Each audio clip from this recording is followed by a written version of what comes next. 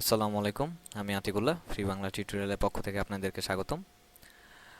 গত পর্বে আমরা এই পর্যন্ত তৈরি করেছিলাম এবং আমি এখানে বেশটি যেটি এখানে নতুন একটি ইমেজ এখানে এনে এনে অ্যাড করেছি। তো এখানে জাস্ট আমি একটি জাস্ট জিনিসটিকে সুন্দর করার জন্য এই কাজটি করেছি। তো এখানে আমি যে এটি করতে পারি যে এই যে আমার এই তিনটা ইমেজ আমার ছোট ইমেজ। সো আর এগুলো আরেকটা। তো সেই হিসেবে আমি এই তিনটাকে একটি গ্রুপের মধ্যে রেখে দিতে পারি। তো গ্রুপের মধ্যে জাস্ট আমি অ্যাকচুয়ালি আমার লেয়ারগুলোকে সাজাতে চাচ্ছি। তো গ্রুপের মধ্যে যদি আমি রেখে দিতে চাই, ফর এক্সাম্পল এই তিনটাকে, এটা এটা এটা এই তিনটাকে আমি সিলেক্ট করলাম। সিলেক্ট করে টেনে নিয়ে আমি এখানে নিয়ে যেতে পারি, নিয়ে গ্রুপ তৈরি করতে পারি এবং এখানে এটি গ্রুপ তৈরি করার জন্যে। কিন্তু আমি যদি ওইভাবে গ্রুপ না করতে চাই, তাহলে আমি কন্ট্রোল জি যদি দেই, তাহলে অটোমেটিক্যালি দেখুন এখানে একটি গ্রুপ ফোল্ডার তৈরি হয়ে গেছে এবং সেই ফোল্ডারের আন্ডারে আমার এই তিনটি ইমেজ চলে গেছে। এবং এবার আমি যদি এই গ্রুপটা সিলেক্ট করি এবং আমি এবার যদি মুভ করি, তাহলে দেখুন স্বভাবতই আমার তিনটি ইমেজই একসাথে মুভ হচ্ছে। বাট আপনি যদি চান এখন একটা একটা করার জন্য, তখন আবার এটা সিলেক্ট করেন যেই লেয়ারটা, তো সেই লেয়ার অনুযায়ী দেখুন আমার এই ইমেজটি এরকমভাবে মুভ করা যাচ্ছে। তো সেই হিসেবে গ্রুপ বানালে যে আপনার ইমেজের উপর থেকে আপনার কন্ট্রোল চলে যাচ্ছে, তা কিন্তু না। আবার ধরুন আমি চাচ্ছি যে আমার এই যে ইমেজটা, আমি এটা আর এইটা, এই দুইটা ইমেজকে আমি এইটা এবং এটা, এই দুইটা ইমেজকে সিলেক্ট করলাম এবং এই দুইটা ইমেজকে আমি এবার এখান থেকে গ্রুপ করে এবং এটা এবং এটা জাস্ট এটার উপরে নিয়ে ছেড়ে দিলাম এবং দেখতেই পাচ্ছেন যে এবার আমার এই দুইটা ইমেজ এখানে গ্রুপ আকারে গ্রুপ তৈরি হয়ে গেছে। এবং আমি যদি চাই যে এবার দেখুন আমি এটি যদি সিলেক্ট করি, তাহলে আমার এটির উপরে চলে যাচ্ছে। বাট আমি চাচ্ছি যে এটার উপরে না, বরঞ্চ আহ, এই এই তিনটা ইমেজ আমার এটার উপরে থাকবে। তাহলে আমাকে কি করতে হবে? স্বভাবতই এই গ্রুপটারে টেনে নিয়ে নিচে যদি ছেড়ে দেই, তাহলে এটি আমার এরকম হয়ে যাবে। কিন্তু দেখুন আমি যে কাজটি করেছি, যে আমি এই গ্রুপটা টেনে নিয়ে ওই ফোল্ডারের উপরে ছেড়ে দিয়েছি, যার ফলে আমার এই ফোল্ডারটি ওইটার উপরে চলে গেছে। বাট আমি অ্যাকচুয়ালি ওই কাজটি করতে যাচ্ছি না। আমি করতে যাচ্ছি যে আলাদা আরেকটা ফোল্ডার, মানে এই ফোল্ডারটাকে নিচে টেনে নিয়ে ওইখানে রাখার জন্য। তো স্বভাবতই এবার দেখুন আমি যখন এই ইমেজটি মুভ করছি, আমার এই ইমেজটি ওই তিনটা গাড়ির ইমেজের উপরে নিচে চলে গেছে এবং এই তিনটা গাড়ির ইমেজ আমার উপরে চলে আসছে। তো এভাবে আমরা আমাদের এই জিনিসগুলো ঠিকঠাক করতে পারি, এক নাম্বার। এবং স্বভাবতই একইভাবে আমি যদি জাস্ট এটির মধ্যে ডবল ক্লিক করি, তাহলে আমার সেই গ্রুপের নাম দিতে পারি। ধরুন এটির নাম হচ্ছে বিগ ইমেজ, আর এগুলো হচ্ছে আমার স্মল, SMALL, স্মল ইমেজ। তো এটি হচ্ছে আমার স্মল ইমেজ, আর এটি হচ্ছে আমার সেই বড় ইমেজটি। তো এবার যে কাজটি করতে যাচ্ছি, আপনাদেরকে দেখাতে চাচ্ছি যে দেখুন আমি এখানে অনেক বড় বড় ইমেজ, অনেক হাই কোয়ালিটির ইমেজ, একটা দুইটা তিনটা চারটা পাঁচটা ছয়টা ইমেজ এখানে নিয়ে আসছি। তো স্বভাবতই এখানে এটাকে আমি যখন আবার পিএইচডি করেছি, তো এটার ফাইলের সাইজ স্বভাবতই অনেক বড় হবে। কিন্তু এখন আমার যদি কখনো দরকার পড়ে যে না, আমার এত বড় ফাইলের সাইজ লেনদেন করা, কাউকে পাঠানোটা অনেক অসুবিধা, আমি ফাইলের সাইজ ছোট করতে যাচ্ছি। তো ছোট করতে গেলে কিছু কাজ আমরা করতে পারি।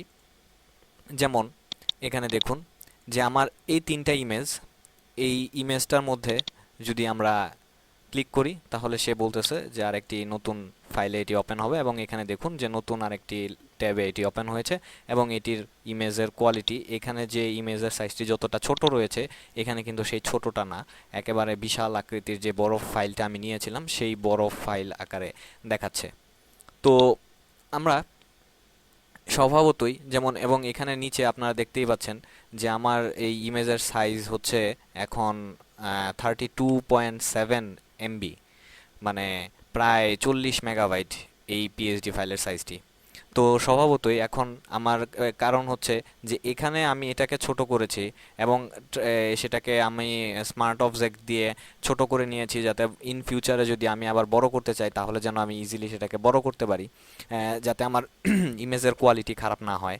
এবং আমরা যদি এটির মধ্যে ডবল ক্লিক করি তাহলে দেখতেই পাচ্ছিলেন যে আমাদের একটা বড় আকারে ফাইলটি শো করছিল।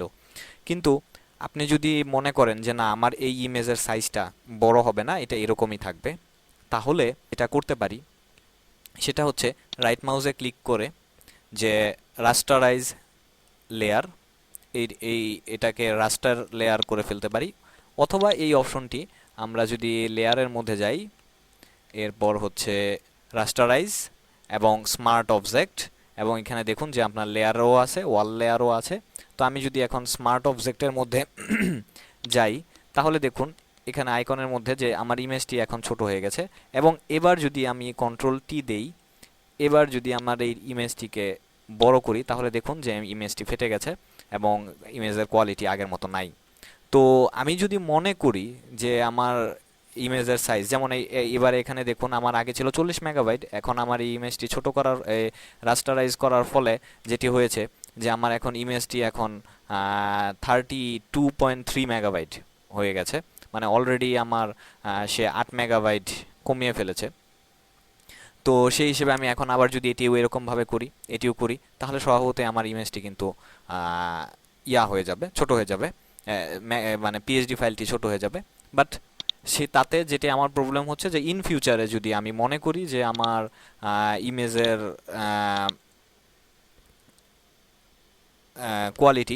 কোয়ালিটি আমার আবার ইমেজটি বড় করতে পারি, ছোট করতে পারি, তখন সেই ক্ষেত্রে আমি আমি সাজেস্ট করব যে আপনারা এই কাজটি না করাই উচিত। তো আমি আবার এই ব্যাক করে পূর্বের অবস্থায় ফেরত গেলাম। এবার আমি আরেকটা যে জিনিসটি আপনাদেরকে দেখাতে যাচ্ছি সেটি হচ্ছে যে ধরুন এখানে আরেকটি যে কাজটি করা যেতে পারে যে আমি এই তিনটি ইমেজকে নিলাম, সিলেক্ট করলাম তিনটি ইমেজকে, এবং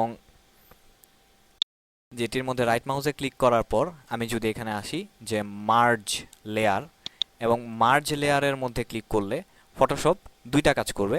একটা কাজ হচ্ছে যে সে আমাকে এটি রাস্টার ইমেজ তৈরি করে ফেলবে এবং এই তিনটাকে মিলে একটা লেয়ার তৈরি করে ফেলবে। তো এখানে দেখতেই পাচ্ছেন যে এখন আর আমার তিনটা লেয়ার নাই, একটা লেয়ার আছে, এবং স্বভাবতই এবার আমার যা কিছু করতে হবে এই একটা লেয়ার দিয়েই করতে হবে। এবং এবার যদি আমি এটাকে বড় ছোট করি স্বভাবতই আমার ইমেজটি ফেটে যাবে। তো আমি আবার পূর্বের অবস্থায় ফিরে গেলাম।